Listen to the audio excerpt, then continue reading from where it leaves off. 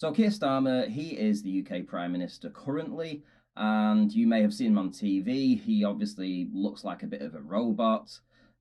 To me personally, he looks like he's been MK Ultra'd. I don't know about you, but the guy doesn't seem to have a personality at all, and he certainly has an agenda. But is that the agenda that the UK population wants? And I don't think that it is.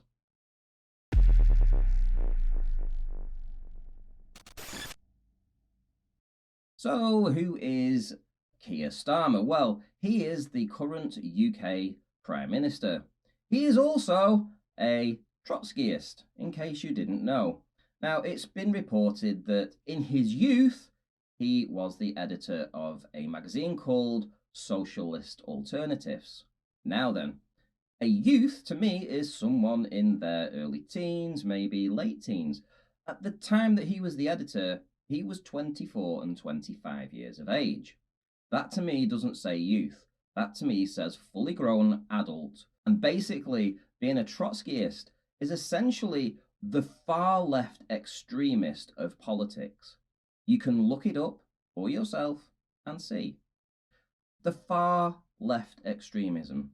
Now then, this guy only came into politics in 2015, having served as the Crown Prosecution Service's head, during which time he oversaw some rather famous people and their accusations, including Mohammed Al-Fayed and Jimmy Savile.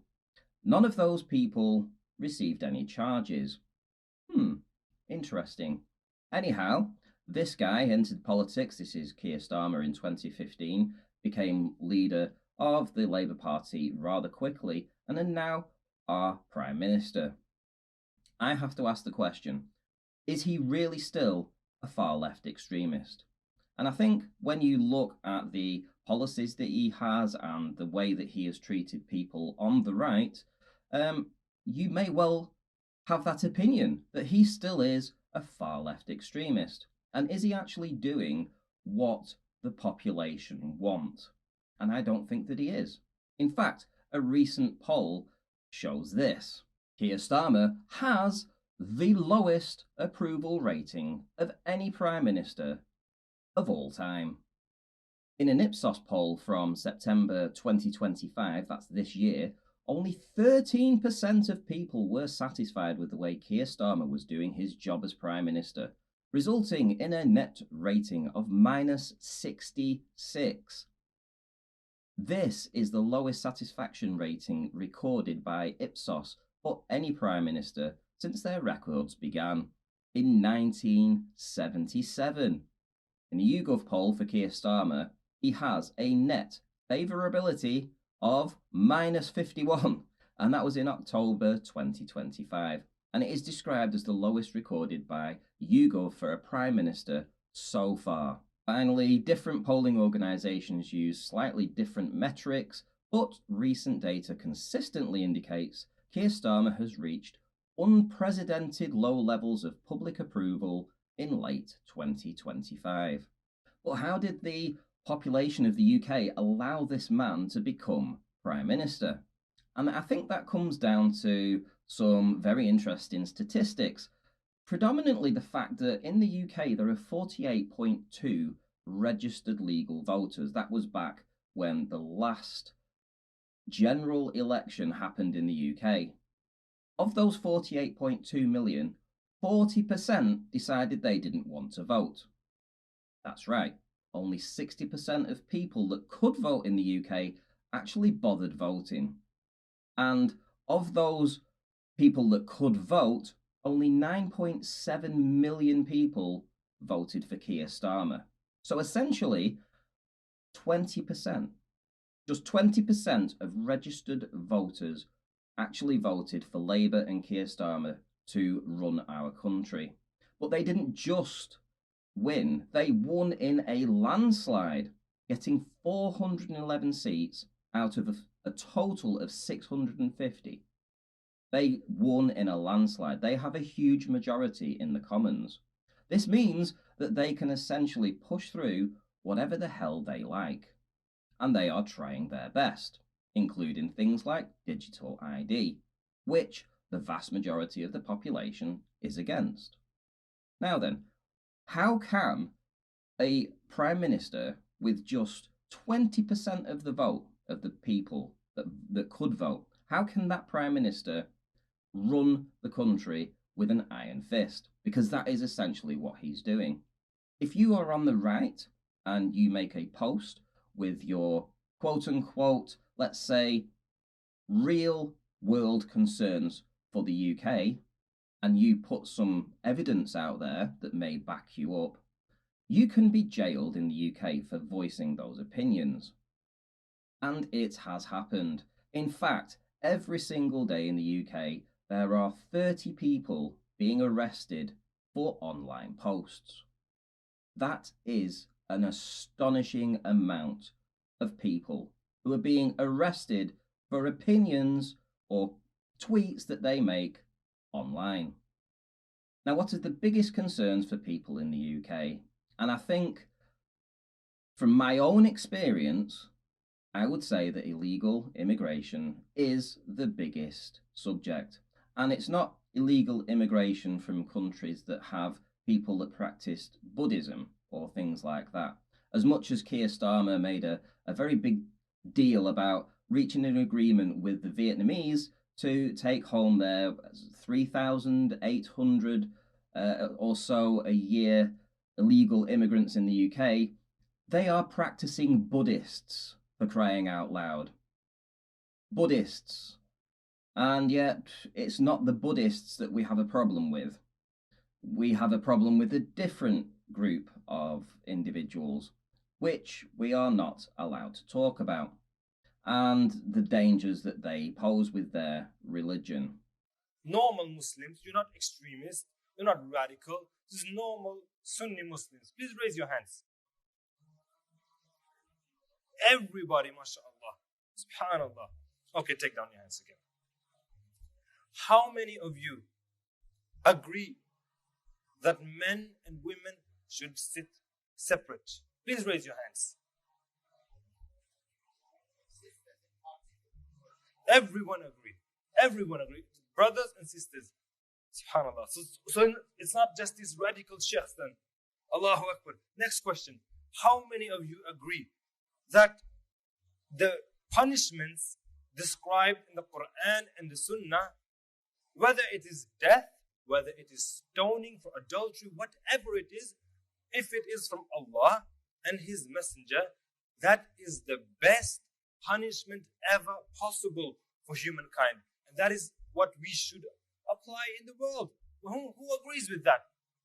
So all of you are saying that you are common Muslims. You all go to the different masajid Norway. Or are you like a specific sect, like the Islam net sect or anything like that? Are you like that? No. Are you like that? Please raise your hand if you like this extreme Islam net sect or anything like that. No one. How many of you just go to these normal masajids in Norway, the normal Sunni mosque? Please raise your hands. This to me seems like another huge cover-up, a bit like what happened with Jimmy Savile and Mohammed Al-Fayed. And yet we are being censored for our views. We are being kept quiet. And I think it's time that we fought back and said, no, this subject has to be talked about. Now, going back to the point about how many people actually voted in the last election, and because essentially 60% voted and 40% didn't, that would show a huge apathy for the whole thing, for the idea that you can vote for a Conservative or Labour parliament and actually enact some kind of change, because historically that's the two parties that have won power, Conservative and Labour.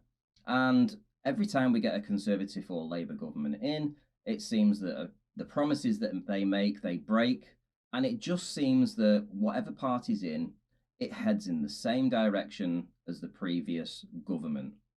Nothing seems to change, and people have just had enough. They don't want to vote anymore. They see no point. What is the point in voting if you don't get any change? So it doesn't matter who you tick on that box, you're not getting any change. However, a party has arisen called Reform. I don't know how that's going to go down. I think they will probably win the next election. I do not know what kind of prime minister we are going to have, or whether or not Nigel Farage is the man for the job. I don't know whether this is going to be a protest vote or what. But I will say this, is that Labour and Conservative have had their time. They have literally ignored the population for a very long time, and they have done nothing about the boats coming over and the people and the drama that they bring with them. Let's just say it like that. So a protest vote, it may well be. Who knows? Maybe Reform will get in and nothing will change whatsoever. At that point, I think I'll just move out of the country. However, the question still on the table is Keir Starmer fit for purpose? Should he be our Prime Minister? And I absolutely do not believe he should be. I think there are enough things in his past to suggest that he should have never even gone anywhere near the Labour hierarchy, let alone become the Labour leader. And I think it's only a matter of time until the Labour Party pick the exact moment when they are going to declare a vote of no confidence against him. I would imagine that would be sometime within the next year, because this is typically what happens. Essentially, this man has come in. He has become the most hated Prime Minister of all time. They don't want to throw him to the wolves just yet, but they'll keep him on a little bit longer to let him do some more damage. And once all the damage is done and all the policies have been put in place, they will do a vote of no confidence. They will then bring in a fresh new Prime Minister, and they will typically at this point then push for change and reform and say that they're going to be different than Keir Starmer, and everyone should believe in them now because they have got rid of the head of the snake. But we've seen this happen so many times. This is a typical playbook by them. This is a move that they will make, and they will do it probably in around about a year's time, I would suspect. Will he be Prime Minister at the next general election? Absolutely not. 100%. I'll tell you that now for a fact. He will not. They will get rid of him. They will have to, if they are to stand any chance at all of having a second run at running this country.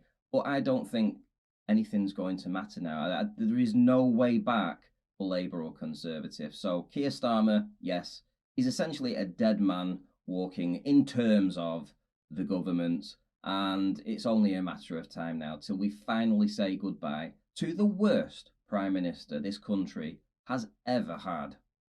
Now, if you enjoyed this content, there's going to be lots more, because this channel is moving into this discussion.